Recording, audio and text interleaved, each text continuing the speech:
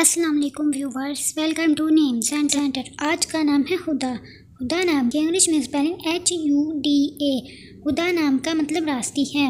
हुदा नाम का शुमार लड़कों के नामों में होता है। हुदा नाम में 3 हरूफ और 1 लफ्ज़ है। हुदा नाम की इब्तिदाई तारीख अरबी ज़ुबान से निकलती है। हुदा नाम के अफराद के लिए खुशकिस्मत नंबर 3 माना जाता है। हुदा नाम का बुर्ज सरतान और सितारे का नाम कमर है। हुदा नाम के अफराद के लिए बेहतरीन दिनों में बुध और जुमा शामिल है, जबकि बेहतरीन रंगों में सब्ज़ और पीला शामिल है। हुदा नाम के अफराद के लिए बेहतरीन फूलों में सफ़ेद गुलाब और कमल का फूल शामिल है, जबकि बेहतरीन पत्थरों में फिरोज़ी पत्थर शामिल है। खुशकिस्मती वाली धातुओं में इंसों के हिसाब से तांबा और कांसी शामिल है। आपको वीडियो कैसी लगी कमेंट बॉक्स में ज़रूर बताएं और अपने नाम का मतलब जानने के लिए कमेंट बॉक्स में कमेंट करें। वीडियो को लाइक करें, शेयर करें और अगर आपने चैनल को सब्सक्राइब नहीं किया तो चैनल को सब्सक्राइब करें।